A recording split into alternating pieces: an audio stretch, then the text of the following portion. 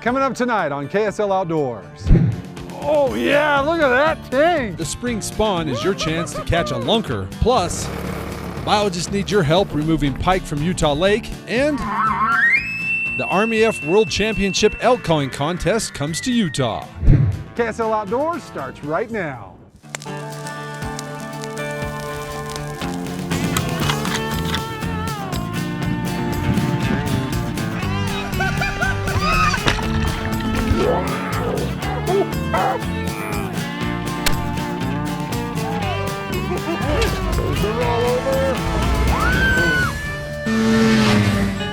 KSL Outdoors with Adam Eakle is brought to you by your local Ford stores. Thanks for tuning in to KSL Outdoors. I'm Adam Eakle, and welcome to Utah Lake, where the walleye spawn is on. So we got our two good buddies, some of the best walleye fishermen in the state, going out with us. Our buddy Tim and Brad, and it's a good thing they showed up because somebody forgot to charge their crank and motor for their battery. We're jumping the truck right now. As soon as we're done, we're gonna head out, see if we can catch some walleye.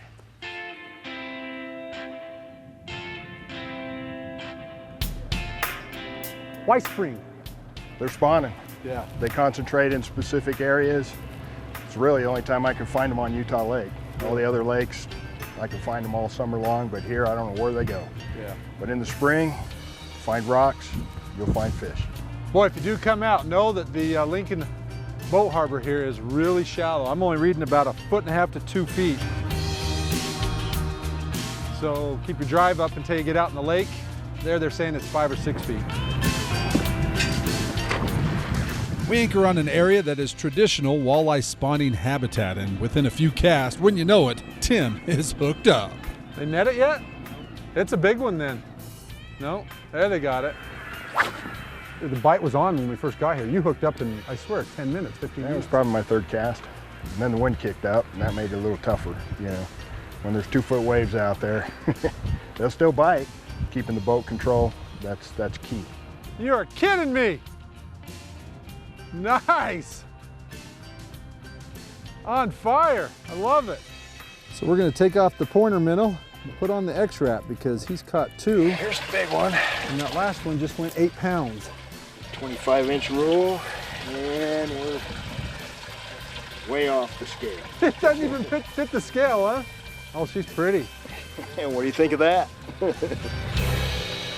Tim is a walleye fanatic. He targets all sizes, but these giants really get him excited. Do you have a favorite technique?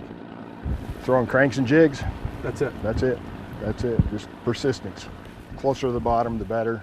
Yeah. Right on the bottom, barely taking the rocks. People can catch these if they don't own a boat. You can do it right from shore. I mean, they'll come to structure. My friend Julian, who'll be fishing with me tomorrow, he almost exclusively fishes from shore unless he's fishing with me. So. Yeah, and he catches from shore. Oh yeah, and he does as good as anybody in a boat. There's a fish. Walleye! We finally got one. Boy, we've been out here for quite a while. And, oh, this is a good walleye too. This may be one of my better walleye I've ever caught here at Utah Lake. Oh yeah, look at that tank. Woo-hoo-hoo-hoo! What a slug fish.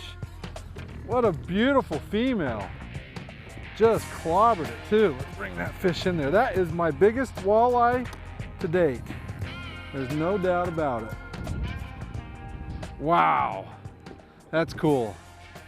Well, that's why you come to Utah Lake, and that's why it's important when you catch those pike, is that you kill them, you know, and put these big females back so they have a chance to make some more babies. But she is just a heavy, heavy tank.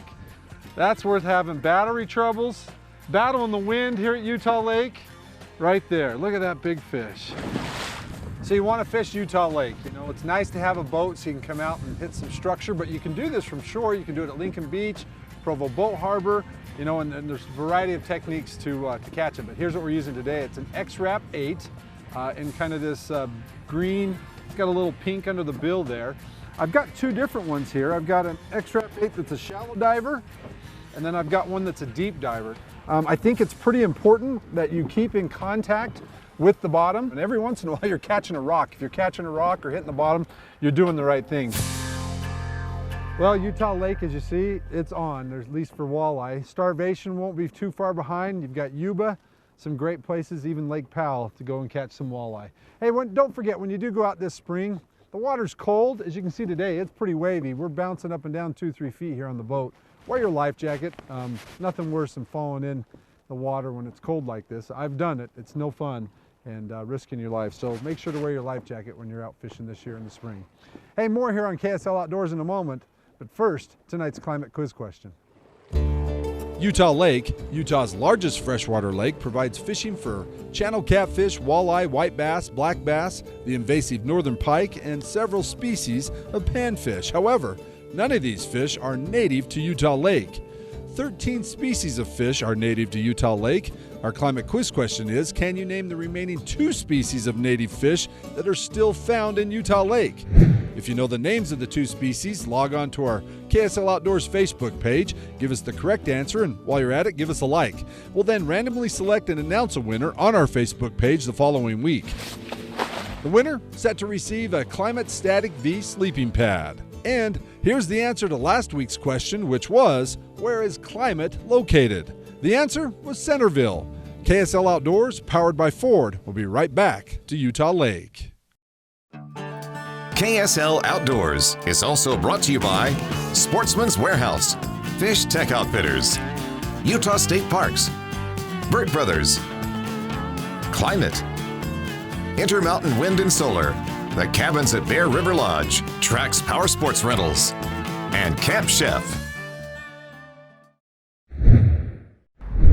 Welcome back to KSL Outdoors. I'm Adam Eakle. We've moved to Hobble Creek just before it enters Utah Lake. Here, biologists are trying something new, something they've never done before. That's electrofish the creek, hoping to catch some spawning, unwanted northern pike. Northern pike have been found in Utah Lake for the past 7-8 years, and biologists are hoping to get rid of them. We're out here today at Hobble Creek doing some electrofishing for northern pike. Ready? Yep, I'm ready. We know northern pike are in here. We've captured some of them this spring already in gill nets. We've never tried electrofishing. We thought it might be a more effective way to catch these fish, so we're just giving it a shot today. And really what we're trying to do is we're trying to catch up to 100 this year for a bioenergetic study that we're partnering with Utah State University. The Gata lab up there is helping us out. What we're really trying to do is get stomach contents, get an idea for what the pike are eating right now, what they might eat in the future, and kind of scale that up. You can imagine where if we do have pike take over, that we've got an idea of how many sport fish, how many game fish, how many June suckers those fish are going to be eating. Biologists started seeing northern pike show up in their angler creel surveys back in 2010. They know the pike have established a spawning population, and they don't want them here. They're asking for anglers' help in getting rid of them. Just this year, they opened up the tributaries to Utah Lake, like here at Hobble Creek, to fishing. Usually, the tribs are closed from March 1st through the first Saturday in May. So we opened that up this year to encourage anglers to fish for pike. We don't allow the retention of walleye. That's the change. You can fish in the tributaries of Utah Lake this year, but you cannot possess walleye, and they must be released unharmed. Lincoln Beach is a very popular spot to fish for northern pike. We've heard reports out of there of people catching pike up to 35 inches. We actually did catch a pike in our gill net over there right at the Lincoln Beach Harbor. It was 32 inches, so they seem to like that area. Lincoln Beach and here are the 2 areas where anglers catch them the most. Some anglers would like to see pike thrive here at Utah Lake. Biologists say that would be a mistake. They say you only have to look about 60 miles away at Yuba to see what effect pike can have on a fishery. Well, I mean, it's all perspective. So the pike, don't get me wrong, northern pike are a beautiful fish, but in the wrong habitat, they can wreak havoc. So we've learned a lot from what's happened down at Yuba Reservoir, and the anglers were excited about that at first, but since then, the pike have pretty much shut down the yellow perch production, the walleye production. They're literally just eating themselves out of house and home. Today, biologists struck out as they didn't catch any pike. They did, however, catch a few brown trout, including this nice buck. It's good to see nice healthy browns in here. So even though biologists weren't successful today, they say they'll be back. Don't forget, turn in any pike you catch at Utah Lake to the Central DWR headquarters in Springville so they can use the fish for their study. Time to head over to Fish Tech and Mickey Anderson with tonight's fishing report. The wait is over, the blue wings are here. Hi, I'm Mickey Anderson from Fish Tech with this week's fishing report. The blue wing olive mayflies have started hatching on a lot of the different waters. Even if you don't see them hatching, know that their nymphs are super active, have a variety, bead heads and non-bead heads. Now, these guys are tough to see, and having a fly like this with a brighter colored wing can really make the difference, especially for old eyes like mine. Another key could be having a dry fly that looks like it has a wing that's moving. One of these patterns are the ones that I usually choose. Now the blue wings sometimes struggle in their hatch. They'll either hang in the surface for a long time and a fly like this can work well, or they struggle and get trapped and drowned and a fly like this works well. The trouble with this is seeing when there's a hit. Use a small indicator like this pinch on. Use a second fly. I like a beetle pattern this time of year, or just a really small indicator, or even a cider, a multicolored cider. Another key can be the size of your leader. Use a 9-foot 6X leader and put a piece of fluorocarbon tippet to that. That'll help hide the leader to the fly, whether it's on the surface or underneath. Hey, for these blue wing tips and a whole lot more, come on down to Fish Tech and we'll help you out. Now for tonight's fishing line.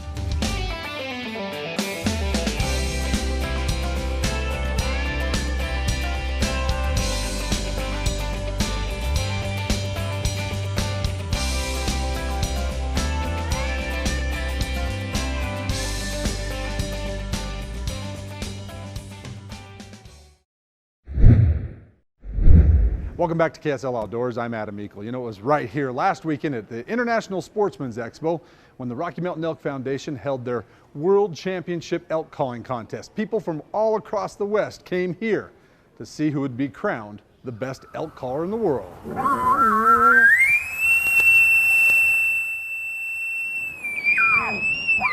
This is the 28th year of the calling contest. We live for this, you know, as far as outside of actually elk hunting, it's just awesome to come with like-minded hunters and have a reason to get together and blow our elk calls. Go ahead, whoever. 72 callers have come to compete in the RMEF World Championship. Everything from the little tykes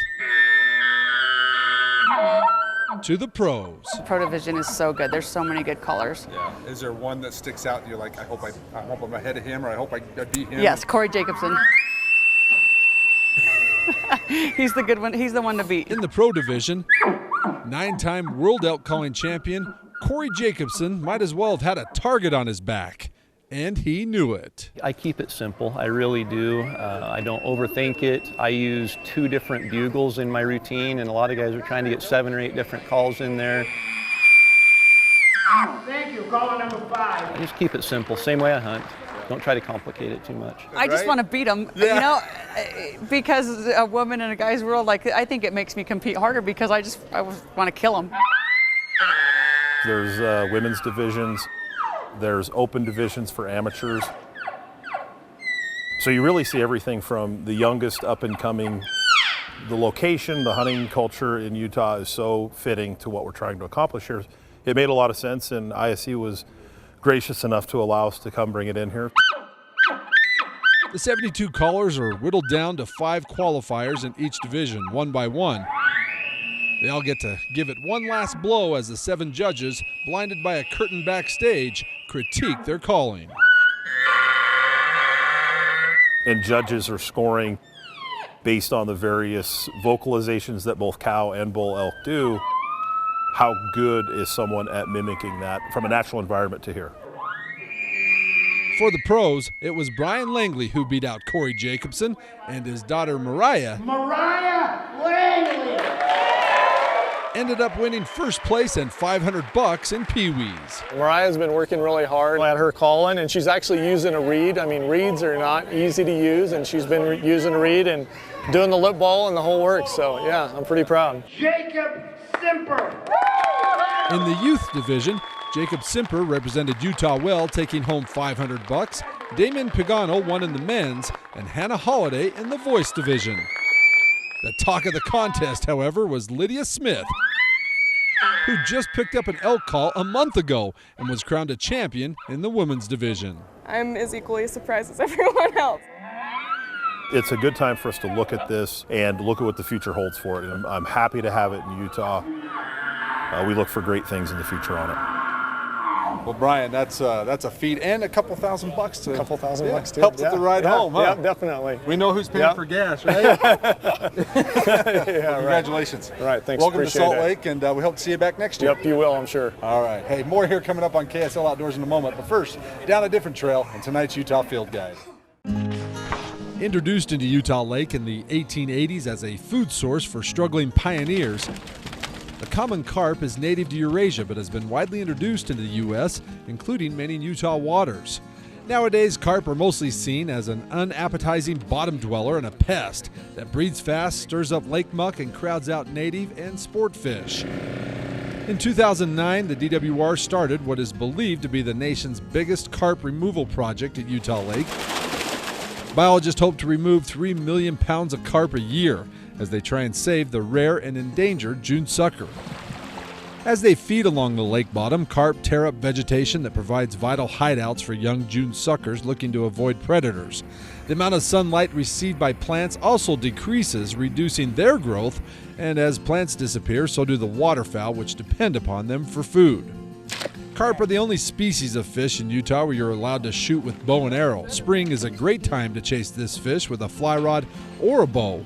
Many fly fishers refer to them as the Rocky Mountain bonefish for their ferocious fight. For more information on carp or any other critter found here in Utah, be sure to check out our outdoors page at ksltv.com. Boy, the walleye spawn is the first indication that spring is here. The walleye feel it, and with this sun, I'm starting to feel it. Let's check that recreation forecast now by turning it over to Kevin in the weather department. Welcome back to KSL Outdoors. I'm Adam Eakle. At this year's International Sportsman's Expo, we had great giveaways, and Jake with Burt Brothers was one of the best. We had tires and wheels, right? Oh, I'm picking one out. Wheels. I'm going to pick it out Yeah. first, right? All right. Rip some out. Dig deep. Let's do it. What do we got? We got Jeff Smith from Riverton, Utah. Jeff Smith. Jeff Smith. Hey, you got a pair of tire and wheels from our buddies at Burt Brothers. And don't forget, there's a store in Riverton now. Store in Riverton. We got the Wasatch Front covered. We're here for you. And from our friends at Camp Chef, we have a smoked pro pellet grill, one of the best on the market. Love mine. Hey, let's draw it out here. There's one right there on top. We'll dig a little deeper. We have got Jason Mayer from Heber, Utah. Congrats, Jason. And finally, for our 5-day, 4-night vacation down to Lake Powell on a beautiful houseboat from Antelope Point Marina, we have, grab one right there on top. What do we got? Troy Slaymaker from South Jordan, Utah. Congratulations, Troy. Hey, don't forget to come to International Sportsman's Expo next year. And of course, take lots of pictures, and when you do, submit those pictures to our Snapshot contest. Now back to you for the best of the week, our Snapshot of the Week.